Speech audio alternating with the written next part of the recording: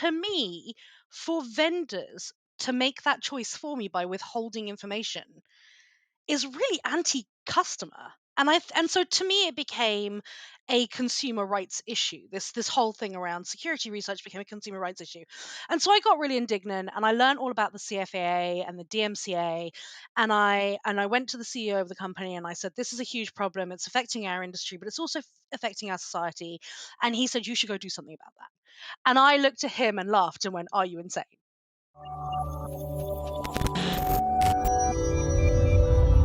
Hello, everyone. Welcome back to another episode of the 401 Access Denied podcast. I'm Joe Carson, the host for the episode, Chief Security Scientist and Advisory CISO at Delinea. And it's a pleasure to be back. I'm really excited about today's episode because we have an awesome and amazing guest on the show. And today I am joined with Jen Ellis. So passing over to Jen. Jen, do you want to give us a bit of an introduction about who you are, what you do, and how you got into the industry? Sure, and thank you for having me. It's great to be here. It's always nice to have a chance to nerd out with friends. I like it. Absolutely. I don't know how much other people want to listen to that, but I enjoy it. So yeah, so I'm Jen Ellis. I have a fairly unusual role in the security industry, I think. I sort of sit at the intersection of community, public policy, and sort of awareness. So my goal, if you will, is to create change, right? Mhm. I basically have a view that cybersecurity is a societal issue because connected technologies are in everything that we do. And Absolutely. so the risk that comes with connected technologies relates to everything that we do. And we've seen this play out massively in the past couple of years through the pandemic as we've seen Mhm. hospitals being attacked. And um, just last week, we saw the Royal Mail get attacked. We've Mhm. seen attacks against critical infrastructure sort of ramping up over the past several years. And so my question is like, how do you create change that reduces risk for everybody on a societal level rather than just being about reducing risk for those who can afford to buy solutions? Absolutely. And I think the answer to that is you have to create behavioral change amongst large scale like technology manufacturers, buyers, and operators. And so that's going to be a combination of like the top down, Mhm. which is where the public policy piece comes in, and then the bottom up, which is where that sort of groundswell of awareness and of peer to peer education and of standards Mhm. adoption all comes in. And I sit sort of in the middle of those things, trying to create connection points, I guess. Yeah, in the So yeah, toughest part, the toughest I part don't of the industry.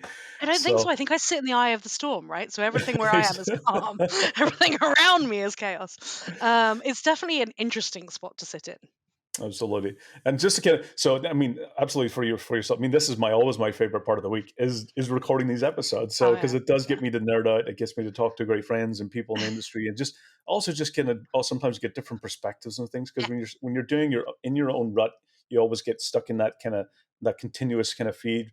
And for me, this is the greatest part of my week, where it's basically allowing me to just get a bit of the view from a different part of the world or a different part of the industry that I would typically Yes. normally do in my day job. So it's always one of my fun parts. And for me, so I've always been sitting. So in what you do, I've always been from the techie side of things in the Yeah. industry. And I remember, quite a few years ago, it's probably going back about 10 years ago, even before that, even late 2009 or so, I started getting involved in this little thing called GDPR and stuff like that, and compliance. I've heard And of so, that. Yeah. so and doing the technical reviews. And I was always kind of brought in from the technical side, not so much Yep. the policy side, but I did get a lot of exposure to those who are making decisions. And when I was looking at I never forget GDPR, because it was always one of those things where when it was trying to get 28 countries to work together Oh and yeah. come to the same conclusion. Yeah. And the moment you introduce many different countries and societies, it gets more complex Yeah. and more complex. So then I remember doing some policies and working with different governments and different agencies, and it was always a one-way street. It was always me sharing information and Yeah. then not hearing anything back. So can you tell me about some, you've been working a lot of these areas in advocacies Yeah. and bringing policies and bringing governments and industry together. Can you share some of the task force and things that you worked on that were Yeah, sure. I interesting? mean, actually, like, so on the point that you're making, like, if I can go into story time a little bit and kind of Hmm. take a step back about how I ended up in policy, because I didn't start working in policy, and in fact, I don't think anybody would have predicted that this would have been where I would end up going, right? And for me, so I was living and working in the US. As you can probably tell from my accent, I'm a Brit, but I was living and working in the US for a security company, Hmm. and I worked really closely with the research team. I had um, uh, helped champion and build a research function within Rapid Seven, Hmm. and there you go, Rapid Seven gets some free advertising, um, and worked really really closely with the researchers on, and they were doing technical research, right, Hmm.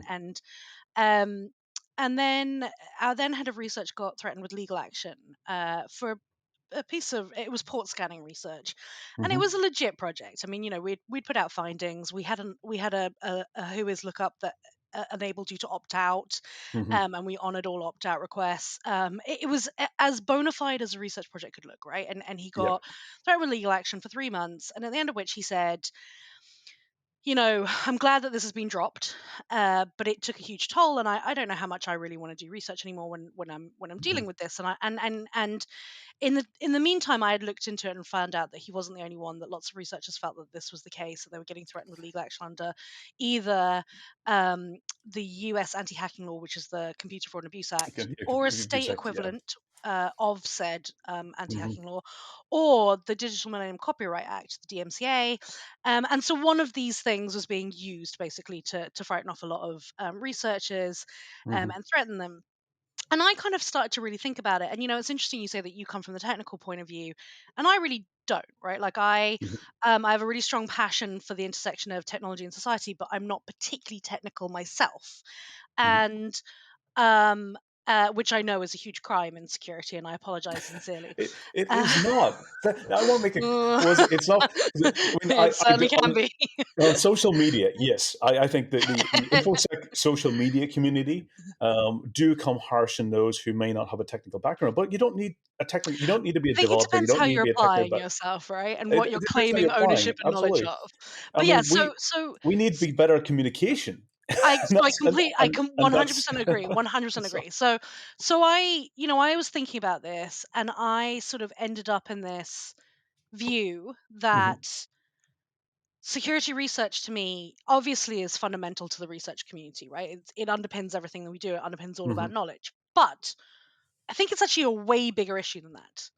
Because here's my view is that I may not be super technical, but I have every right to make an informed decision to manage Mhm. my risk and to balance how much risk matters to me compared to other things. So, like Mhm. when I'm buying a new phone, I might go, I really care about the best camera, or I might go, I really care about having the same platform as all of my family so that we Yeah. can integrate things. But I might go, what I really care about more than anything is not being put at risk and not having my Mhm. data shared or being hackable, and that informs the choices I make over which phone I buy. To Yep. me, for vendors to make that choice for me by withholding information is really anti-customer. And so to me it Mhm. became a consumer rights issue. This whole thing around security Yep. research became a consumer rights issue. And so I got really indignant, and I learned all about the CFAA and the DMCA, and I went to the CEO of the company and I said, this is a huge problem. It's affecting our industry, but it's also affecting our society. And he said, you should go do something about that. And I looked Mhm. at him and laughed and went, are you insane?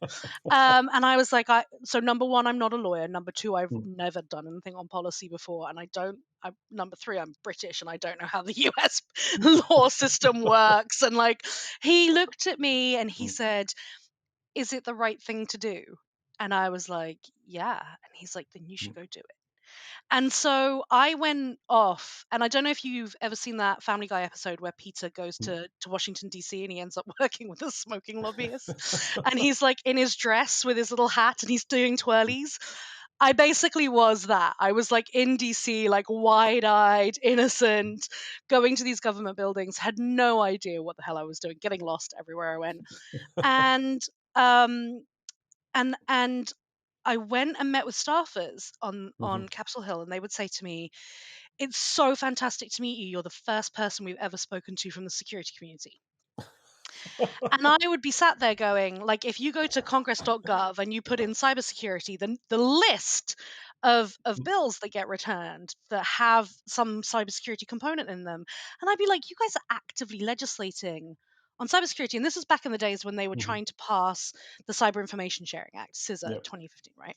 Mhm. Um, and and I said, like, you're actively working on encryption backdoors and hackback and prosecution authorities and cyber information Mhm. sharing and breach notification and cyber hygiene. And you're not talking to people in the security industry. Like, who are you talking to?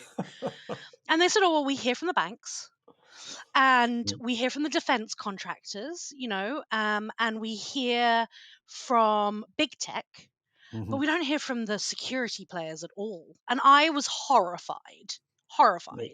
Yes. And Well, so it became a obviously, mission for me, yeah. you It's not a know? bit it's not a bit shocking because a lot of infosec people are like, they're always concerned about, how much they interact with the government because some of the things Sure. that they're doing. So there's always Yeah. that wall that they've Yeah. built up over years. So, Completely but agree. it's needed to come down. That wall has It needed has, to it be has. demolished. So, And so, like that clock, if you look at that, was probably like 9 or 10 years ago now, mhm. right? I don't know, because the weird vacuum of time that was the pandemic means I feel like I stopped counting before the pandemic and I haven't started counting again. But yeah, so it was probably like 9 or 10 years ago. And then uh since then, the the the the landscape has changed so Mhm. hugely. So at that time, we really didn't have a lot of nonprofits that were doing anything around cybersecurity. And when I say nonprofits, in this sense, what I'm talking about is like the kind that interact with Mhm. governments. So you have trade associations and you have think tanks and you have Yep. research divisions and you have, all sorts of civil society. And there were very few that were really doing anything about cybersecurity. A few that had like focused on privacy were doing a little bit Mhm. here and there. The EFF, who I know are very beloved in the security community, Yep. they were doing little pockets, but like they don't lean forward as policy engagement being their number one thing. Although I think they were a bit more Mhm. active back then, maybe. Um, and so now, fast forward the clock to now, there's actually quite a few of them. It is Mhm. quite a big sector. And one part of that was that the Hewlett Foundation, Mhm.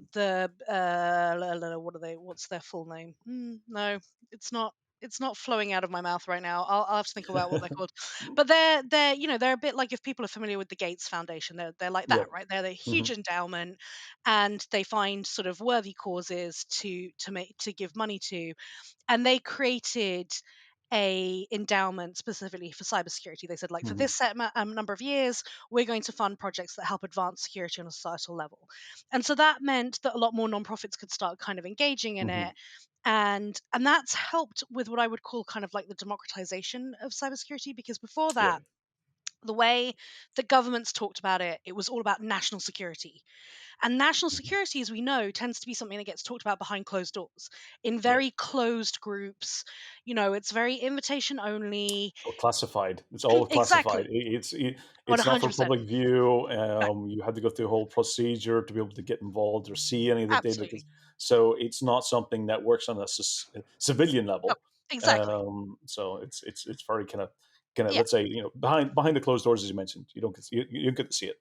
Right. And then I think a few different things happened. So one, there was a massive upscale in the level of cybercrime. Yep. And that made it something that people had an awareness of. It was something they saw in headlines. It affected their lives. And so that moved it into a sort of civilian domain much more as something that Hmm. people talked about. It also meant that governments had to start thinking much more about, how are we going to respond to this and what are we going to do. There was a prediction that I saw last year that cybercrime was going to cost the global economy last year alone $7 trillion. Yep. And to put that into context, the GDP of the UK is about 2.6. Yep. It's bigger than So many countries. yeah, it's Even insane. It's there's. insane. And so, like, um governments had to respond, right? They Mhm. had to come up with a response. And in that year of of 2021, when we'd already had such a Hmm. such a terrible year the year before. The one um that didn't exist, the one that we can't remember. Right, exactly. I feel the same way about 20 and 21. But we had that run of Mm, like Colonial, and then 2 weeks later HSE, and then a week after that JBS. And so within a month you had 3 of the biggest, most high profile yeah. attacks, ransomware attacks against national critical infrastructure, or not national, but critical infrastructure Supply providers. chains, very, very big supply chains, which, Exactly. you have this domino effect. Is once one's impacted, everything that's Oh yeah. downstream can no longer do business or function. 100%. And then we So, had Kaseya mm, maybe like, I don't know, 2 months later. And so, I think what we've seen over the past few years is a huge sort of shift in how we talk about this stuff and how governments mhm, approach it. But what still happens is there's an access problem. And we exist in echo chambers, right? We talk about this a yeah. lot in security, because I think in security people are quite aware of it. Like, Yeah, w- we're we used to working in silos. That's that we we have well, these, we work in our own little silo as long as it doesn't impact everything else. Because in yeah, the background, we were techies. We like communicating with technology and not so much people. I think that's So, true. I think that's true. But I will say, like, I've worked in a lot of yeah. sectors of B2B tech, Mhm, and I've never worked in a sector that is such a community as this. mhm. Right. And actually, when we say that, what we actually mean is it's multiple communities layered over the top of each other, right? There's like Yes. the threat intel community and the pen testing community, and Mhm, there are, there's blue team and purple team and red team, and they all sort of layer on top and mix together. mhm. But it is a community. I have never seen a B2B tech sector that has as many events in its annual calendar as security. Security people, for people who exist online, security people love to get together in person. Love it. Yep. Absolutely love it. And I mean, and as a community, we may have a certain reputation for partying hard, and that might factor into why people like it. But I don't just think it's that. I think it's also the fact that people who work in cybersecurity, often it's a real passion, and Yep. that ability to come together and learn from each other, and do what we're doing right now, which is just nerd out together and exchange, Mhm, war stories, I think is just a really big thing for people in security to do. And so we have this really amazing, super mhm. active community, but it's an echo chamber. It's Yep. a bubble, and we all sit in it, and actually the government sector is its own bubble. It's a whole Mhm, other bubble. It's a whole other echo chamber. And so when the government comes to being like in a position where they've got to create policy on something, they know that they need to talk to experts. They know that. They actually want to talk to experts, but they actually don't know how to break into the echo chamber. And because we are so bombarded with messages every day, we also don't really know what to pay attention to go, okay, that's the thing I should respond to. mhm. And we don't know how to break into the government echo chamber. So you've got these like bubbles. I'm like now describing them as if we're basically sort of terraforming Mars and we're living in our bubbles. And that's a little bit what it's like, right? It's like we're all trying to do the same thing and work together towards a common goal, but we're sitting Mhm, in these bubbles and we don't actually know how to reach each other's bubbles. And I think that's where things like, task forces or working groups or policy groups can really be helpful. I think some of the events that we have mhm, in the sector can help give people access. We had um, we had the Department of Digital Culture, Media and Sport, which is the UK mhm. ministry that basically sets public policy around cybersecurity. We sort of call them the any other business ministry, because they cover such a wide range of things. Which, by the way, if you're trying to follow what they're putting out about Mhm, cybersecurity, super hard, right? Because you go to their website and you got to wade through museums and theatre and sports, mhm. and then even when you get to tech, you got to wade through like you know 15 internet things and Yeah. AI and quantum before you get to cybersecurity. Not that those topics aren't relevant, they are, but Yeah. they're not necessarily going to be focused on security. So it's actually really hard to kind of keep up with what they're doing. But DCMS came to Black Hat Europe Mhm, in December, and they gave a talk, like a sort of a 101 on here's what's happening in policy and how you can get involved. And I think those kinds of opportunities, those kinds of moments are mhm. super, super powerful. And they give people the opportunity to create those relationships or start creating them. DEF CON did the Yeah. same thing last summer. They had this policy at DEF CON track. Yeah. and they had people from all over the world come And they've and been talk doing it about slowly. At policy. DEF CON's been great because they've started. It all started, of course, with the voting Yes. machines. They started bringing in the voting machines. They started having actually senators and in Congress speaking I will at the say event as actually it well. started before the voting village. Uh, It started way before the voting village, mm, so having the govies come over. And there have been some attending really, in person, yes, yeah. yeah, there, I mean, because like, I think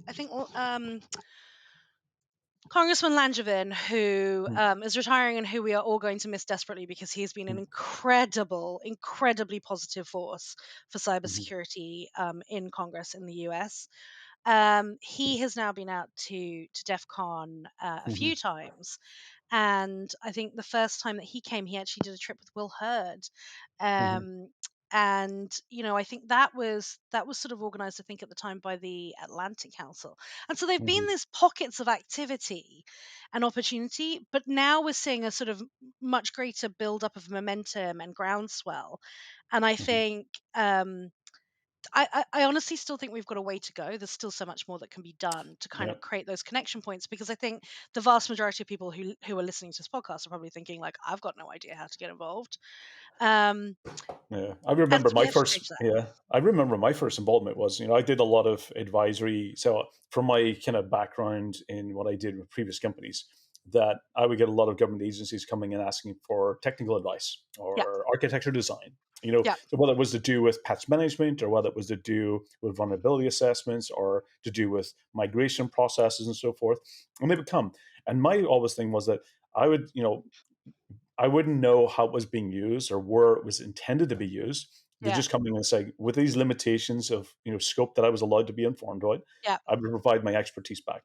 It was And then you'd hear nothing I'd back. hear nothing. For me, it was when you were actually talking Yeah, about these little bubbles. It just got me thinking about it's almost like the movie Contact, where I've sent these signals out into space, and I'm sitting here with my satellite dish waiting for responses back. And years go by, and I never hear a thing. And yeah, you get to the point where it's like, was I helpful? Did I did I because we always want the feedback. We want to know what we yep, did it yep, was it adding value? And that yep, happened for so often. And I think I remember there was an event I attend this kind of the CERT events where yep, it's all about instant response. And you hear what worked and what didn't work, and we hear some of the major incidents. And it yep, was the first time I remember we had a round table. It was law enforcement and it was ethical research, security researchers, and hackers, all on the yep, same team.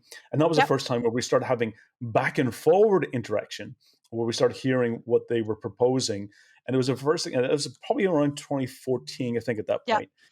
And I think that's where I started seeing slow changes happening, where we yeah. started having much more communication. And to the point, one of the things that, I think the last time I met with Chris Krebs, I think it was maybe RSA last year. This And I is said to him, Director Krebs, former director of the former CISA. director Krebs from CISA, and I was because that was the first time when Chris went into CISA Yeah, and established CISA was it was the first time I started seeing bi-directional communication, yeah. and it was first time we started seeing communication proactively coming So out. it depends, right? It depends on the Mm, government you look at. So when Chris went in, uh, so so CISA was born out of what was MPPD, right? At DHS. For those who don't spend all their time talking to governments, yes, they really like alphabet soup. So I'm not going to be able to remember what MPPD stood for. It was something like something Protectorate. I don't know. yeah, Um, but it became CISA, which is the mm, critical infrastructure, no, cybersecurity and infrastructure security agency, and yes. as part of the Department of Homeland Security in the US, right? And MPPD um, becoming CISA happened, I want to say in about 2018 It was ish. around 2018. Yeah, it was around. It was not long after the elections, Right. the 26th. So yeah. And not super long before that Mm, was when NCSC, the National Cybersecurity Centre in the UK, was formed, right? again, Where yeah. the UK basically said, we've got all these different parts of us dealing with Hmm. security, and we're going to kind of pull together and centralize it under this one organization, NCSC. And one of NCSC's core tenets has always been transparency, Hmm. which is hilarious, right? Because they come out of GCHQ. Yeah. And so that I think is actually why they made it like this is a core tenant for us. Is like we don't want to have the reputation that Mhm. GCHQ has of being about secrets. That's a reputation they necessarily have, but we don't sit in the same spot. And so Mhm. we're going to be transparent about what we're seeing and how things are going and that kind of thing. And I think a really big part of the reason they did that was because when NCSC started, they identified 16 core areas of activity, Mhm. and Yep. basically the private sector was involved in every single one of them, right? They basically were able to execute and move quickly through partnerships with the private sector, Mhm. and everything that they were doing involved that. And so they kind of had this view of like, well, if we're partnering with you, we have to tell you how things are going. We have to share that Mhm. information with you. Yep. And actually, we live in a democratic nation. We represent the people. We should share that information broadly, and we should improve the general level of knowledge in the security community. Yep. When And that's how you Chris build. came That's how in, you build trust. it That's the is whole how you build trust. foundation. It's the whole And foundation of trust. trust is So. something that is massively lacking between Mhm. the public and private sectors in the US, where there has been a Yes. sort of cultural norm of the private sector not trusting the government. I think you can actually date it back to when, they were paying taxes to the British government, right? So, like, they've never Yes. really got past this view that you can't trust the government. And so, whether they're an overseas government or an in country government. And so, Chris, I think, when he started, had a strong point of view of like one wanting to be able to build Mhm. that trust and build that collaboration Yes. because he recognized the value of it. And so he, I think, paid very close attention to what NCSC was doing Mhm. and what was working and what wasn't, and started to, and I'm not saying like, one of the things that Chris and I talked about a lot, and I've talked to Mm. various people at NCSC about a lot as well, is that you can't really compare CISA and NCSC because Yeah. it is an apples to oranges comparison. What the UK deals with in terms of scope and scale is considerably less complex than what the Yeah. US is dealing And with. and you're not having to deal with the multiple states legislation across Exactly, it because right? that gets a whole level of complex. You've got a federal side, which is one thing, but when you have to deal with states and local level, that Right. changes the whole And I thing. mean, In the UK, you don't have to deal with that. So. no, and you are talking about a population of Mm. sort of 70-ish million versus I think 320 million or something. Three, it's around just over 300 million. Yeah. And so, like, that's a pretty, pretty huge It's, difference in terms of scale. And then this relationship with the private sector was a hugely Mhm. significant difference. And I think, what's interesting is if you look at those years, you've seen NSA launch a public-private partnership scheme. Mhm. You've seen CISA's actually really, really lent into it. So even CISA post Krebs has continued to do that leaning in Mhm. on how you build that, and has built various schemes that involve the private sector working with the government. And I think we will see more of these develop over time. I think it's really Yeah. important that we do. They are very E- valuable. Yeah, even the FBI, I've seen a lot of Yeah, corporation FBI, and which is surprised. I remember meeting with, I doing all some of the events, and we cooperate together, and we exchange, and it was their view was that we've struggled to do this because the FBI is so used to asking questions and listening, yeah, and not so much yeah, sharing, yeah, and of course that's even within states within different yeah, departments and stuff, that's always been a challenge, and they're now getting to the point where it's a whole different type of culture that they're also it's a cultural change for them to also yeah. start actually communicating and having bi-directional communication. And I think scissor really kind of was the step up, and were they going to look to that direction as a kind of one that was kind of making those steps. But I think they're slowly coming around. I think it's a great thing because it's how we build. It's going back to that trust side of things. It's how you build the trust and how you know that value is being created. Yeah. I mean, I think in order to be able to do that, you need to have a sea change at the very top to say that this kind of sharing is okay. And I think actually, if you go back to before, because remember that Scissor started in 2018, but the groundwork that was laid to create Scissor started far earlier, right? And Mm-hmm. and so actually, you can trace it back to the Obama administration and some of the changes that were made through the National Security Council and Mm-hmm. the recommendations that came out of that White House around how you create better partnership. Um, and it's interesting to me that even though the Trump administration massively downsized the level of investment Mm-hmm. in cybersecurity and took away various roles Mm-hmm. in the White House administration around cybersecurity, that the good work continued, and it is through the leadership of people like Chris Krebs and Yeah. others.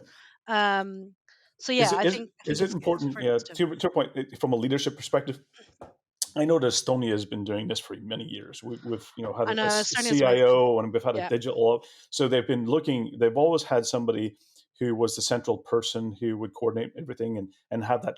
It's always been about transparency and communicating with the citizens and making sure that the public was informed. And I've seen other countries starting to have some type of security leadership. Of course, they've had the advisors and stuff in the White House. Is it really time to have somebody like a CIO type of role that every government should have, that allows them to have more coordination between multiple agencies? Is it something that we need to have? Or is that just kind of I giving think somebody so. too much complication? Well, it's not that. It's just that the challenge I have is I've never met an organization that defines the role CIO the same, let Mhm. alone government that does it, right? Yeah. The US actually has CIOs. The the British government, I believe, has CIOs, Mhm. but they are treated as very much operational roles, not Not from a policy security and the roles, policy right? side. Yeah. And so it depends what you're trying to achieve by having Mhm. that role.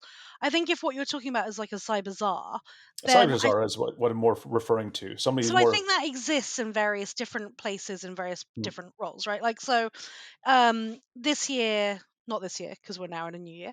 I'm still in the time vortex. Last year we saw, and actually now that I say I'm in the time Mm. vortex, it might not even be last year, but I think it was last year.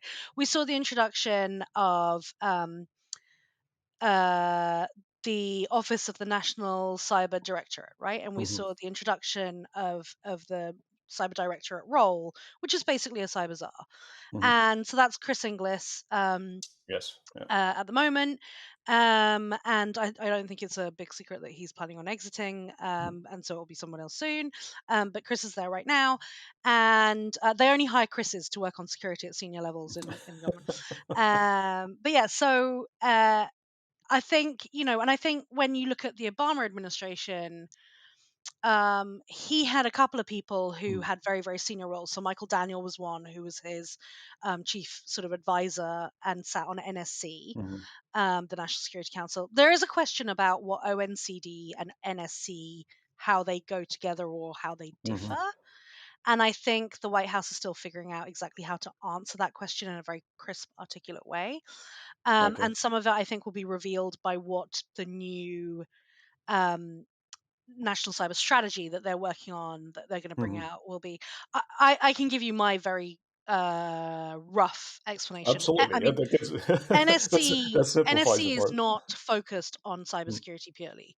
Mm. They are the National Security Council, so they cover any topic relating to national security that Mhm. needs to be focused on or looked at from a White House level, right? That incredibly Yeah. senior level, and they advise the president on it. Um, the ONCD is specifically focused on Mhm. cybersecurity. And so you can expect that they will work very, very, very much hand in hand. But Mhm. ONCD should I think be the ones that go super deep, and then they advise NSC.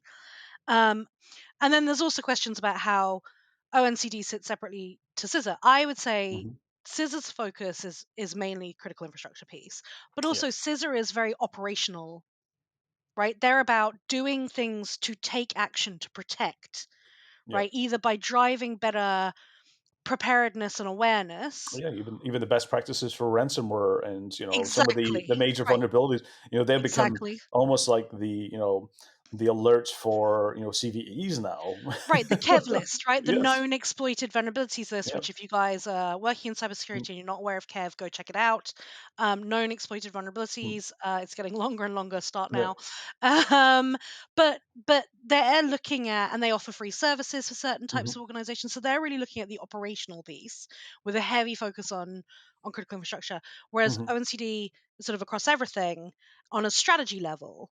Um, and it it's a big old government, right? They have lots of Yeah. different So pockets of so things. so would they They be all work looking at together. some? Yeah. So would they be looking at something similar to what, for example, the EU came out with, basically about the ratings for cybersecurity for certain IoT devices, Right. such as also what you have in the UK, where they were coming out with the policy about not having default weak credentials as Right, part right, of right. Is that what they would Yeah, be responsible so, for, or?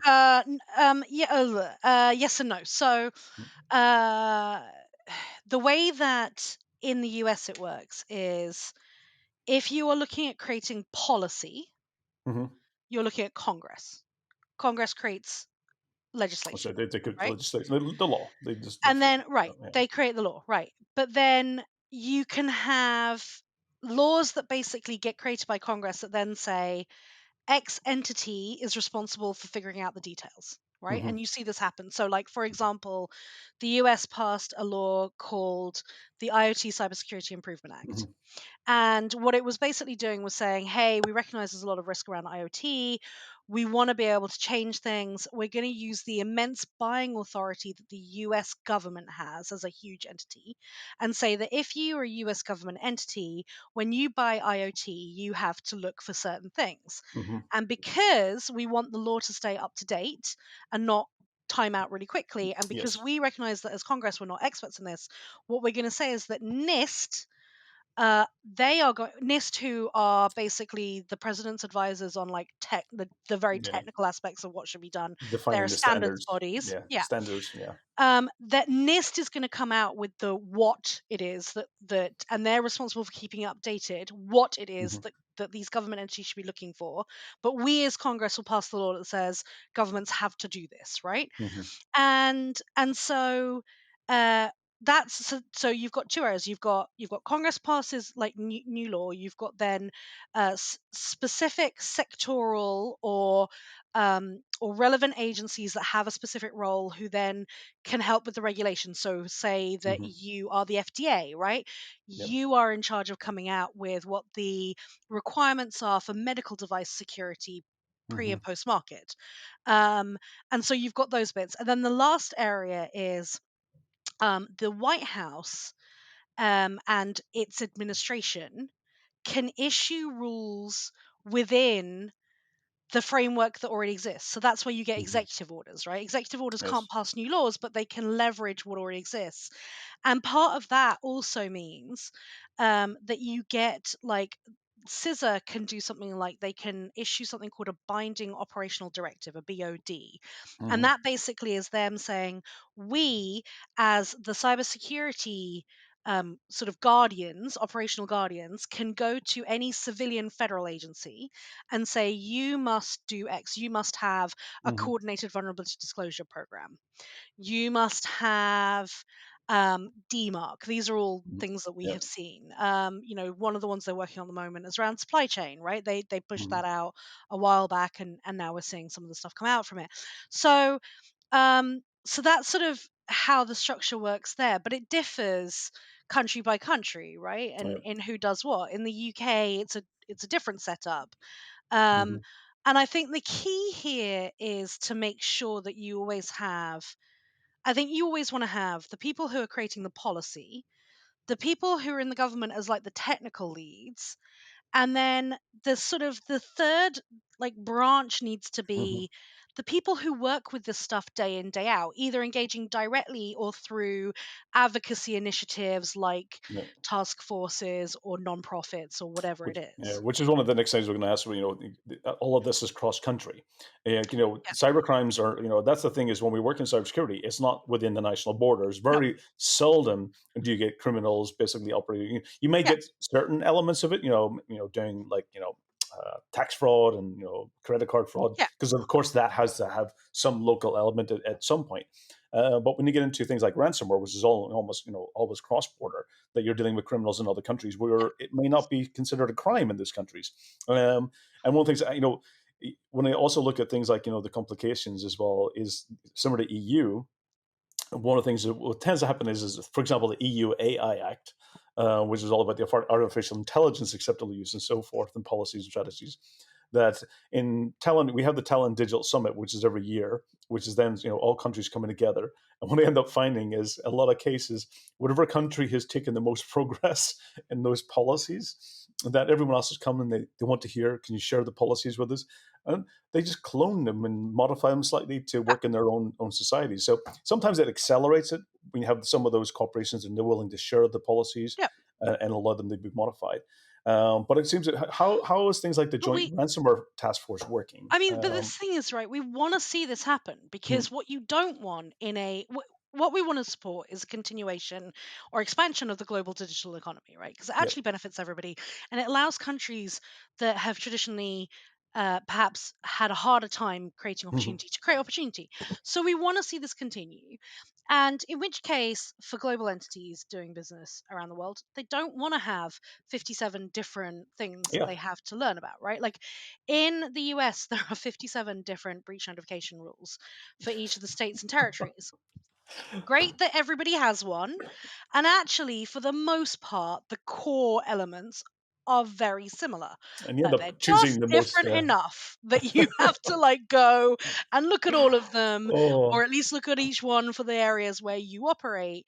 And wouldn't a federal one be nice because then it would stop that from having to happen? So, absolutely. so we have the same thing right in Europe where Mm.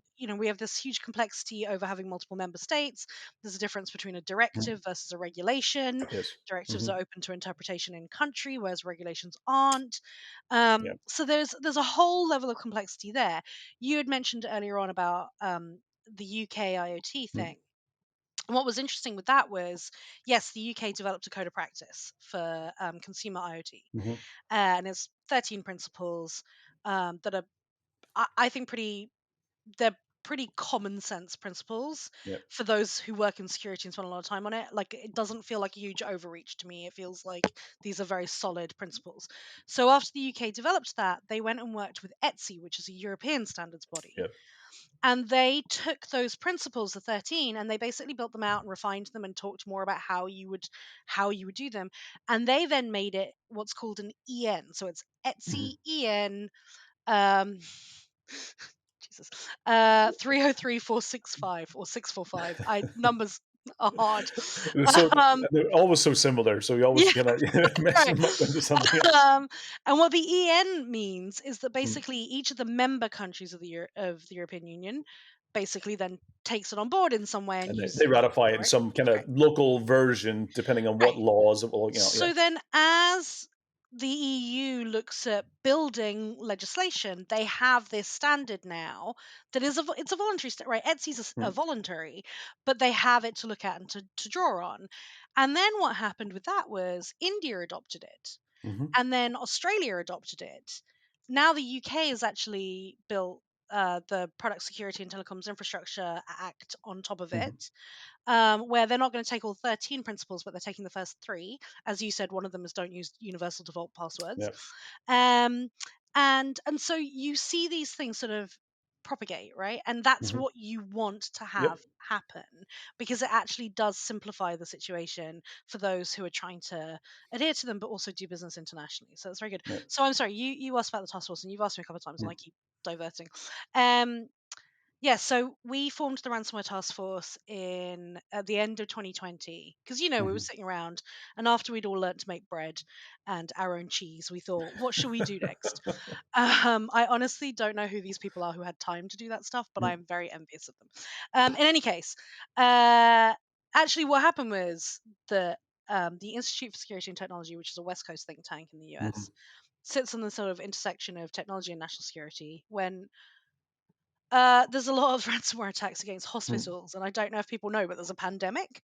And so they basically went, that elevates this to being on a level of national security, Yep. right? And they said, something needs to be done because what we're doing isn't working. And so they said, we're going to create this task force. And what was really savvy is they looked, if you think about the timing, they looked at the Mhm. situation, they said, we've had a new administration come in this year. They've had their hands really full with everything going on. But in spring of next year, they've already signaled that they want to do more on cybersecurity, which is not Mhm. hard because the bar had been set very low. Um, and in spring of next year, they're going to be looking at what they should set as their priorities. And if we can get a set of recommendations to them in their hands at that point, then we've got a chance of them looking at them and factoring Mhm. them into their thinking. So they pulled together, like the guy Phil Reiner who put it together, pulled together, Mhm. a group of 100 of his closest friends. Um, and it focused on four main work streams. So how do you deter and disrupt ransomware attackers? And how Hmm. do you how do you help organizations prepare for and respond at scale? So this Yeah. isn't about issuing the advice to, like, hey, you should use multi-factor and you should have offline backups, right? This is about what governments can do. It was all about advice Hmm. for governments. And the task force, I Michael Daniels said in the launch that we had all sprinted a marathon, and it did feel like for all of us like Hmm. we had a whole other job, like full-time job, while we were doing it, Yeah. because we created the thing in a sort of 3-month window. But we came out with these 48 recommendations aimed at governments around the Hmm. world, and it just so happened, completely coincidental, the report landed, and a week later Colonial happened. And as we've already talked Hmm. about, Colonial Yeah. HSE, right? It, like, boom, boom, It boom. was a whole kind of domino effect at that time, and Yeah, it was where, of course, criminal organizations had started kind of, and ransomware as a service, and you had a yeah, lot more, let's say, criminal organizations out there who were moving into software crime, yeah, and basically, hiring groups of engineers in order to get, some type of, financial kind of participation in the ransomware side. And a lot of organizations have very much depended, as they've digital transformation, have very much dependent on digital in order to conduct their business. yeah. And absolutely, the impact is so severe. I mean, interestingly, last year has been a more quieter year, I would say. From my side in this response, I've seen a bit of decline. I don't know it's to do with sanctions or to do with devalue of cryptocurrencies in some regards, um, If you want my or opinion, and my opinion is unpopular because everybody would like to declare yeah. this a victory, but I think it's got a lot more to do with Russia invading Ukraine than it has with anything else. That's also my opinion as well. Is I believe that where Russia is a safe haven for many criminal gangs, and they have So was been. Ukraine. Yep. So and And a Ukraine lot as of their well. hackers a lot of their hackers are busy with other things right now. And Yep. actually, but it's not just the fact that their hackers are busy with other things. It's also the fact that,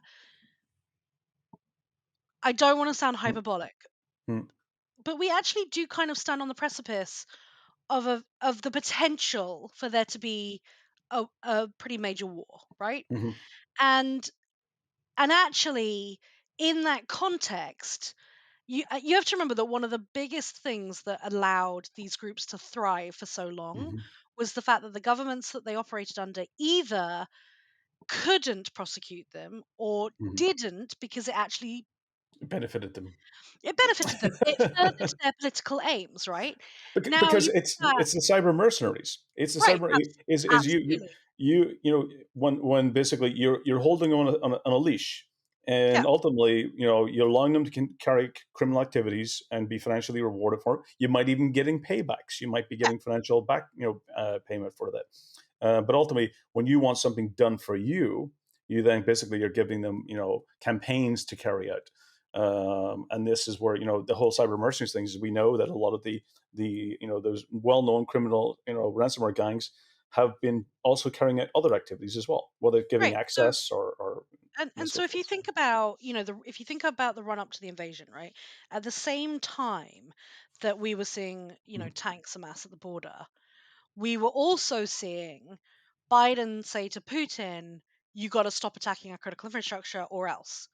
And Yeah. he delivered that message not once but multiple times. Hmm. And then we saw this thing where, like, Russia made some arrests around Reval and there was some takedowns, It was a and we don't PR. It was a we PR don't believe, show. yeah, we don't believe that. But here's the thing: the reason it matters isn't Mm. because it's going to meaningfully change the landscape. Mhm. You're right; they were scapegoats. Yep. They were sacrificial lambs. It isn't because it's meaningfully changing the landscape. It's because of what it's signaling about the fact that Russia wanted to demonstrate that it was willing to play ball, right? Mhm. Which shows that actually the attacks against Western infrastructure has a perception uh, place, right? Like it Mhm. plays in the way that the dialogue around these attacks was developing. And so I Mhm. think, when you're in a situation where escalation can happen through just sort of shoddy execution, and escalation can be profoundly impactful, then I think you say to people, hey, what you're doing, maybe focus a little bit more on Latin America for the time being, Yeah. and not so much on people who are part of NATO. Mhm. And that's what we've seen, right? We've seen a massive upscale in the level of attacks against Latin America, Yeah. and Costa Rica was the big one, but they had I think it was the pension scheme that was hit, if I remember. Um, their entire, their not just the yeah. pension scheme, they Yeah. got absolutely hammered. Hmm. And it has massively impacted them. But I mean, not just them. Like, I was at an event the other day, and there was a chap there from the National Bank of Peru talking about being hit. Hmm. I mean, just hugely profound effect in many places in Latin America. And so I Yeah. think it isn't that it's gone away; it's that the way it's being handled has shifted for sure. Yeah, absolutely. And what? So we'll just get onto the other side of the policy side. What's the direction forward? Where do we need? Where's the ideal place that you see? Where we get to when it comes to cooperation. Yeah.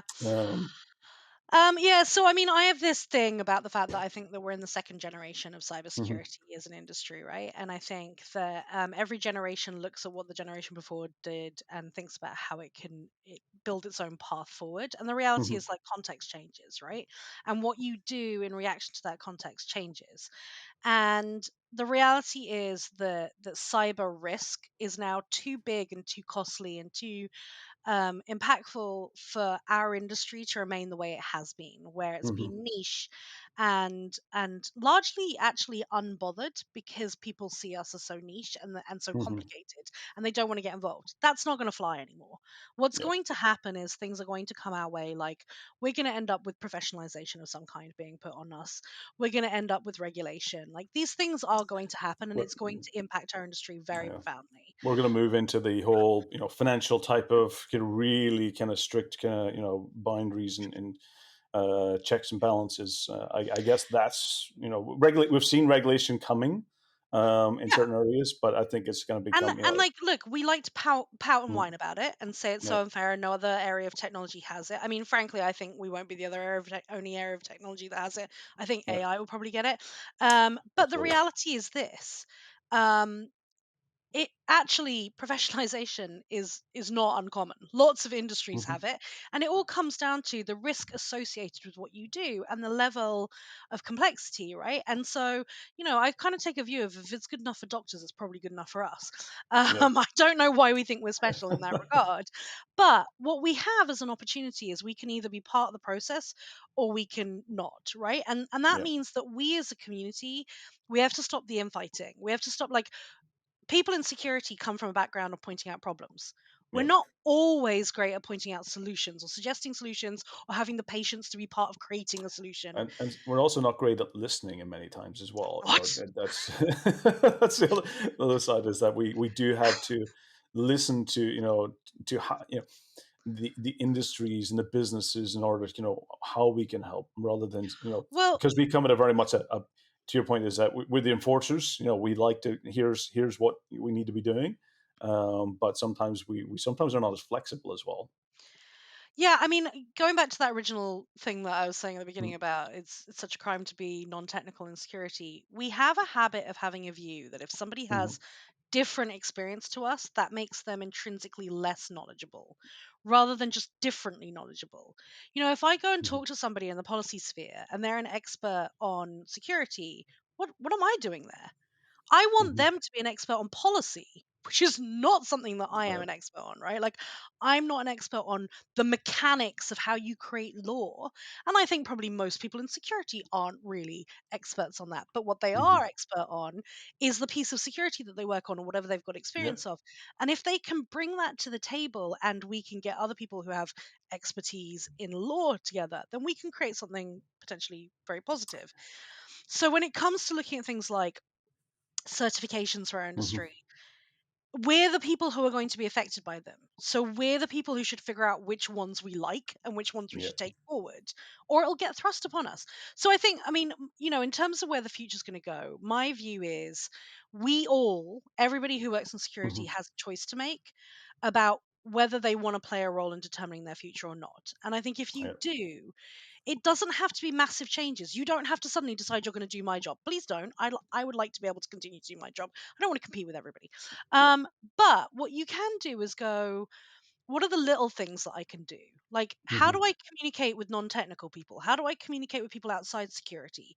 How am I teaching people to fish rather than, and I'm not talking fish with a ph, don't go that far. That's too Yes. far. But how do I, rather than just being home IT for everybody in my Hmm. family and rolling my eyes and tutting and How do making we get, dismissive yeah, comments, how do we how get do I the society around us more secure, how do you more and you thinking said about at it? the beginning, you said we need better Mhm. communication. Yes. That's it. Like, how do we do a better job of having empathy and communicating with people in a way that rather than them going, oh, it's too complicated, it's too technical, and I don't want to know about it, instead they go, oh, that matters to me. Mhm. Tell me Yeah. more because it matters to me. Yeah. And that's the thing I think everybody can play a role in. Yeah. I think it, well said, from when we talk about Miko Hippen and talking about that we're no longer, we're in a society, we're no longer just protecting computers anymore. We're protecting basically society. And I think that's the mindset we have to Like, get into and start thinking beyond the scope of kind of where we're coming from in the past, that what we do has a much more society impact today than it's ever done before. can agree And more. it's not just a computer at the end of it, it's a service. And then that service could be, keeping people alive. It could be providing electricity to people's homes. It could be, you know, funding the whole financial industry. And, a lot of it, we have to understand that it's no longer just a computer or server. This has basically societal impacts. It's a service, and we're there keeping the lights on in many cases, and we have to look beyond the code and look beyond our techie kind of. I'm a geek at heart, but I always have to remember that at the end, this is providing some type of function or some type of service. I could not agree more. And I think some people listening to this might feel like, well, I just want to do this as a job. I don't want that Mhm. responsibility on my shoulders. And fair enough. Like, that Yeah. actually is fair. You can't judge people for that. Fair enough. But the way I look at it is, isn't it also an extraordinary privilege to feel that you personally can have an Mm. impact on society in that way? And actually, yes, it's a heavy mantle to be a protector, but it's an extraordinary thing to know that Yeah. that's what you do with your time, is that you protect people. I think is incredible. So I Absolutely. I basically say to anyone who spends their time doing that and gives their time up, to protect other people, that you guys are awesome and we appreciate it. And keep digging in, find the ways to make people care Mhm. about what you do. I think that's a fantastic note to start closing the podcast on. Jen, it's been fantastic talking to you, and again, I've learned a lot of things as well. As I mentioned, this is my favorite part of the week is getting to talk to awesome people. Awesome. So many thanks for spending the time. Any final words of wisdom that you would like to end No, with the because audience? I talked too much already and I've taken too much of your time. So I'm just gonna leave it where it is and say thank you so much. This was awesome. Thank you. Thank you, Jen, for being on the podcast. It's fantastic, and for the audience, I mean, really, the perspective here is that at the end, it's all about being transparent and working together and finding ways that we can basically make sure that we communicate and have the common understanding of what we have an impact in the world's digital society. So, as it mentions, Jen's been awesome. For everyone on the podcast, again, tune in every 2 weeks for the 401 Access Denied. I'm the host of the episode, Joe Carson. It's been a pleasure. Stay safe, take care, and I'll see you again soon.